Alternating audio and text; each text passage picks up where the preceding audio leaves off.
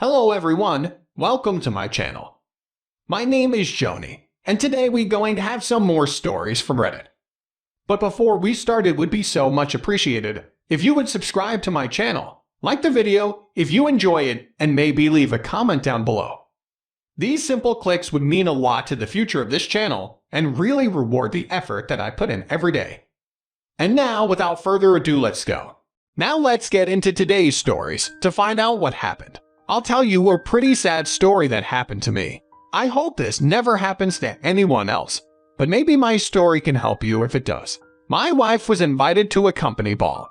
It was really fancy, so ballroom attire was required.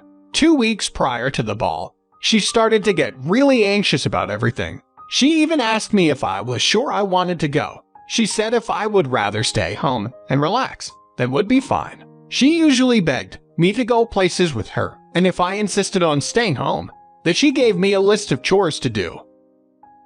The fact that she offered me the idea of relaxation was weird. I told her I was going and she could relax about it. When it got close to the day of the ball, my wife was using her phone excessively. She never told me why, and I didn't feel welcome to ask. We were in the car at one point, and her phone connected to the Bluetooth and she freaked out. She started pushing the power button a few times. When the Bluetooth did disconnect, her face turned really red and she just started looking out the window. It was so worrisome. What was she so paranoid about me seeing? She went into the store and couldn't have been too paranoid because her phone was laying on her seat. I decided to look through it. I didn't find anything interesting in the text, so I checked her email, and an open email said she had test results to see on her doctor's website. I looked and it was a test result positive for an incurable STD. I could not believe what I was reading and the magnitude of what I just found. I wondered if she was planning to tell me anytime soon. We hadn't had intimate in 3 months, the longest we ever went. These results were dated from 4 days ago. Did I have what she had? My mind was reeling when my wife started running back to the car with groceries. I thought I had enough time to check. One more thing. I did a search in her apps for WhatsApp, and boom, she had it. I opened it and saw a string of texts to a man named Michael. The only Michael I knew she was associated with was her boss. I locked her phone and put it on her seat. She got in the car and was relieved to see her phone. She said she wasn't sure if she dropped it and looked at me closely for a few seconds while she tried to figure out if I looked through it. I put on my best poker face and drove us home. We arrived at the ball before I had another chance to check her phone. I didn't sleep with her, and I didn't ask her anything. I wanted to know when she was planning to tell me this terrible news. I already considered the possibility of her cheating on me because I did think I had the same thing she did, but I couldn't know for sure until I got tested. Why, unless she was cheating on me, would she hesitate to tell me this diagnosis? All of this was going through my head as we entered the ball. We had seats at a table, which is where my wife set down her little handheld purse. I thought about trying to sneak a peek at her phone. We were greeted by her boss personally. He kissed my wife's hand and told her he was so glad she was there. She introduced me to him unenthusiastically, and he greeted me with the same level of dismissal. He asked me if he could have the first dance with my lovely wife, and I felt like I did have a choice. Besides, I wanted to look at my wife's phone while she danced with him. It looked like they were whispering to themselves. It was weird, and I had just about enough. I started looking through my wife's phone without any care if she saw me. I opened her WhatsApp and discovered that Michael confirmed precisely what time we would get here. And scrolling up just a bit more showed that they planned to sneak away. As soon as I went to the bathroom or stepped outside for a smoke, I looked up at them in shock. They were at the bar getting drinks. Now I looked through more of her messages with him, talking about the intimate they've had and how they want to have it again. My wife even mentioned her recent diagnosis to him, and he apologized for not telling her about it. She freaked out over text, asking him how she was supposed to tell her husband she suddenly had an incurable STD after 7 years of marriage.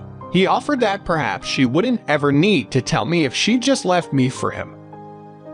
I took screenshots of it all and sent the collection to my phone. Then I used her phone to post it all on her social media platforms. She was friends with people all over this ballroom. I saw people looking at their phone, gasping, and then looking up to find my wife or the boss. I included a few messages of slander towards their coworkers and employees. I watched someone urgently alert the boss to a problem, and he left the ballroom to talk about it. My wife was left alone, so she started walking back towards our table. She looked extremely uncomfortable, like she noticed something was wrong and people were staring at her.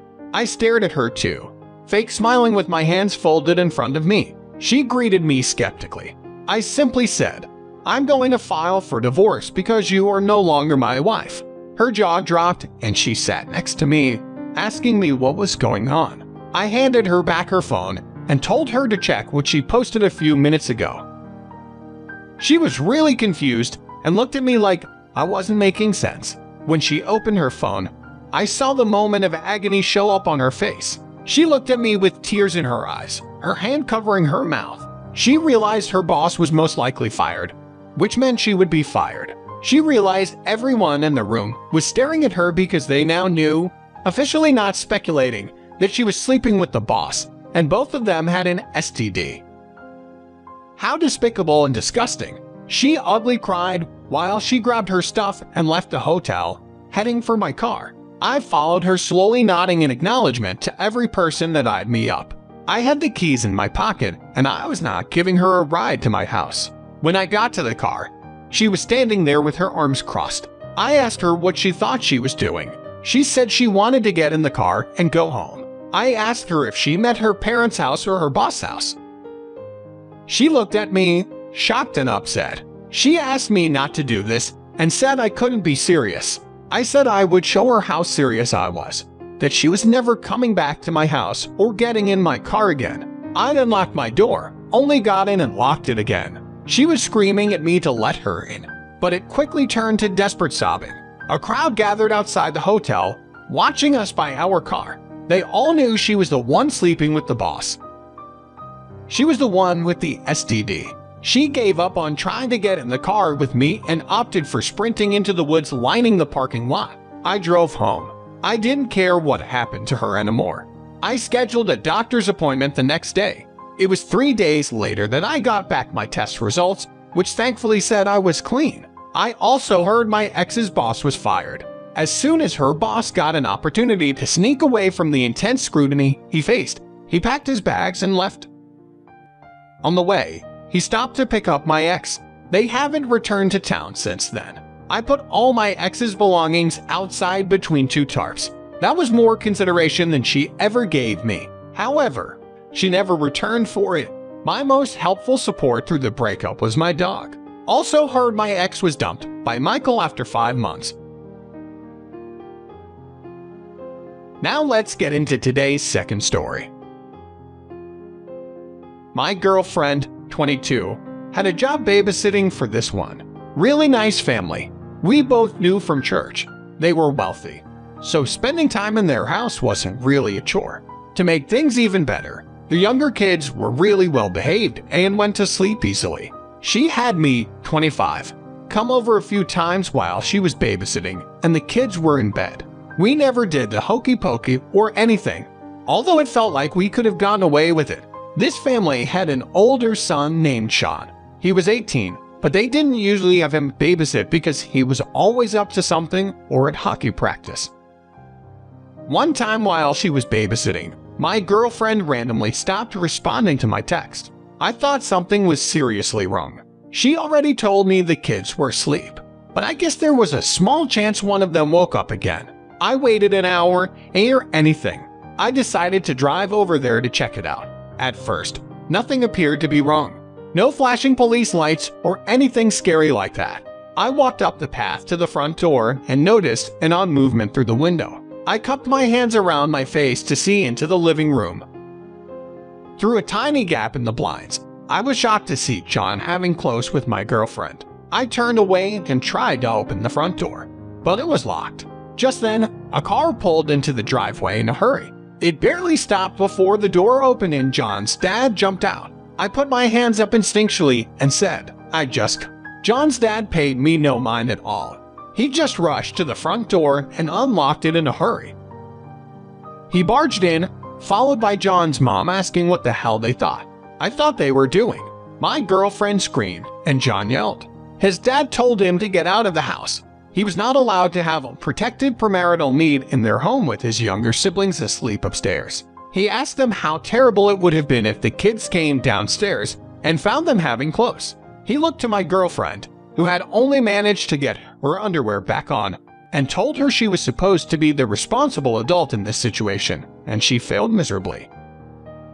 It was then that my girlfriend noticed I was standing in the doorway. She burst into tears and put the rest of her clothes on. She apologized sincerely to John's dad, mom, and me before she got in her car and left. I realized I had no place there now that my cheating girlfriend left the scene. Just as I was about to leave, John's mom followed me outside, closing the front door behind her to muffle the yelling between John and his dad. She apologized to me for what I was going through. She reminded me that the end of one relationship doesn't have to be the end of the world. I thanked her and asked how they knew what was happening at the house. She said they had a hidden camera in the living room that connected to their cell phones. They'd see me every time I was at their house. But since they knew I was a well-behaved man, they didn't mind me hanging out with my girlfriend. They actually felt their kids were safer when I was there too. I told my parents everything that happened. I lived on my own at this point, but I needed their support. They told me I didn't need to ever speak to my girlfriend again. She proved herself unfit to be a wife. Just then she called me. She told me she would never make this mistake again. I believed her, but that didn't mean I wanted her back. I asked her why she did it and what happened. She just told me that after John came home, he started talking with her, and after a while asked point blank if she wanted to have close. She gave in, not really thinking too hard about it. It hurt to hear that. How could she just not think about it? She gave in to her primal instincts, with little resistance, assuming she wouldn't get caught. It was so unfair. To me, her loving boyfriend, I was loyal to her, even when a woman from my job came on to me. Well, that phone call was all I needed to officially decide I wasn't going to stay with her anymore. I told her on the same phone call, "All right, well, it was nice knowing you, but our time together has come to an end. I wish you the best," and hung up. It wasn't very long until she tried to call me again several times, but I never answered. John's parents had told my ex's parents in the church that they caught her having intimate in their house while she was supposed to be babysitting. I didn't keep up with my ex since, but heard she moved out of town.